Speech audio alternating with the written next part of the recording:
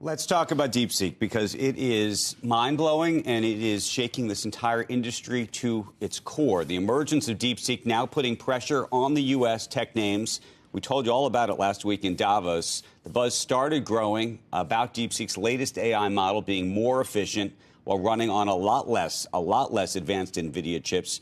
Released last week, it's already being called what is a major breakthrough as the app shows its work, its reasoning. It answers users' prompts. I, by the way, was spent basically all weekend playing with it. It is the #1 app, I believe, on Apple right now. The product overtaking ChatGPT today as that on the App Store that way. DeepSeek, which was created by a Chinese hedge fund manager, also capturing the attention of leaders, as we mentioned at the World Economic Forum last week in Davos. We should take the development out of China very, very seriously. What we found is that DeepSeek, which is the leading Chinese AI lab, their model is actually the top performing, or roughly on par with the best American models. If the United States can't lead in this technology, we're going to be in a very bad place geopolitically.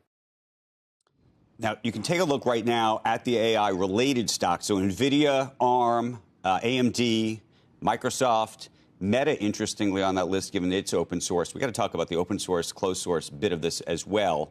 And then it's a shocker to see NVIDIA down by more than 12% right now. Absolutely. And then you have global chip stocks also in the red across the board, ASML Holdings and others.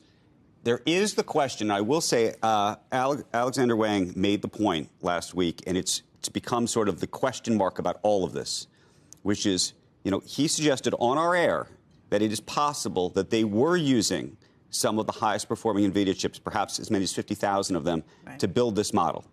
Now, and they weren't supposed to have those chips. Right. If so that's true, not the size. The dynamic is different.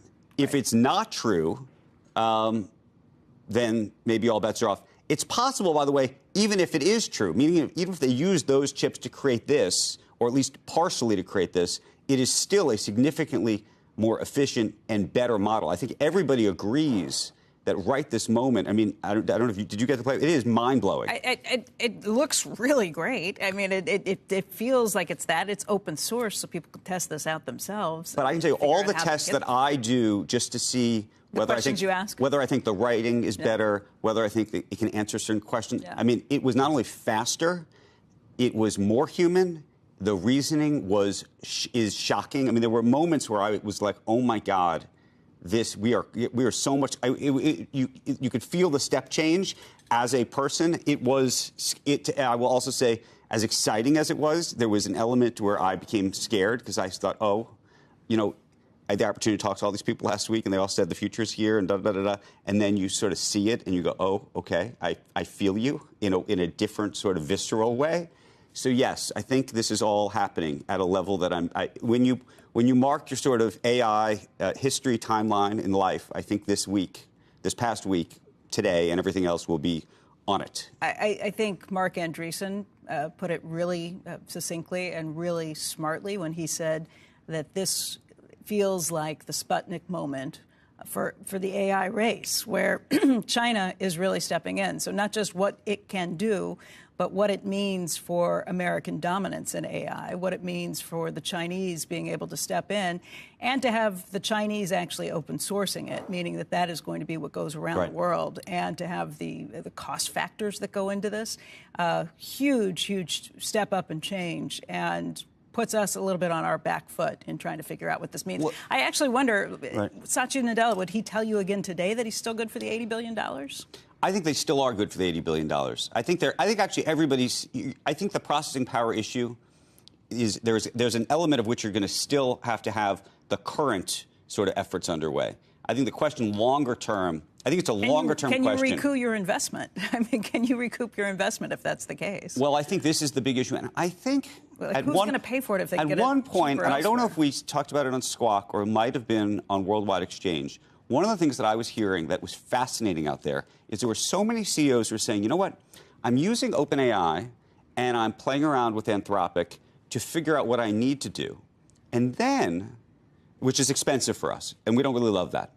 So we're playing around with what we need, and then we're trying to figure out how much of it we can replicate using Llama, which is the Meta version of it, but it's open source and effectively, therefore, free. Well, and you can have some control over it, too, as being open source. You can do things that you end up this way. You're not so beholden to OpenAI. But to me, that's the issue. So here we have a situation where if people are already starting to move towards open source models, and I don't think that have been talked about publicly, really. Right. That's a whole kind of paradigm change. Just back to the question on Microsoft. Microsoft shares down 6.8% this morning. Is there a point where Satya says, okay, maybe I'm not good for the $80 billion?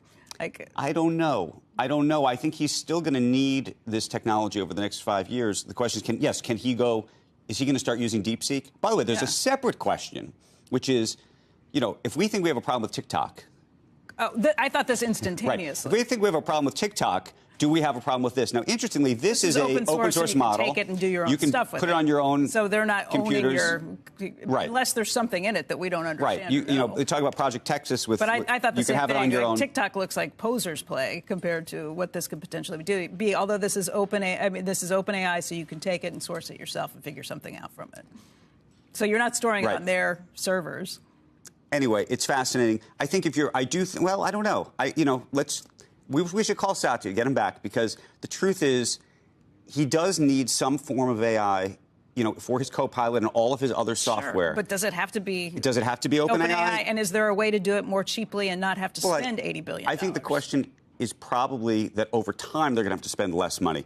I don't know if you saw, he put out a tweet just overnight called I didn't know about this. It's called the Jevons Paradox, and he links to a Wikipedia page, which I'll read to everybody if you'd like.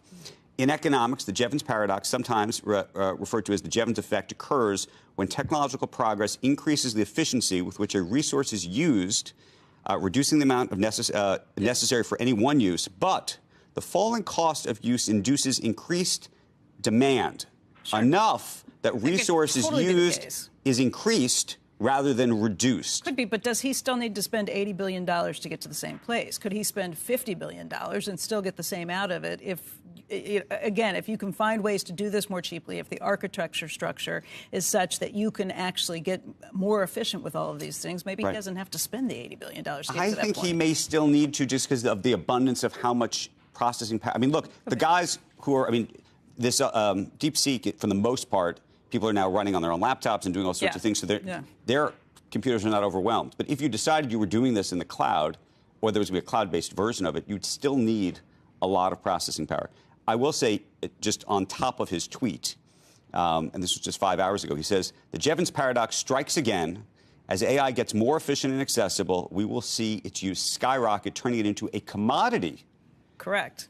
We just can't get enough of, though. And so they just can't get enough of piece of it may be the thing that hopefully helps them longer term, but still, I think it's a the big question. Right, and if you're doing it so that consumers are basically doing this for free, it's just who's paying the way on this? Are companies going to pay? Are they going to find cheaper ways to run some of this stuff themselves, too? Right.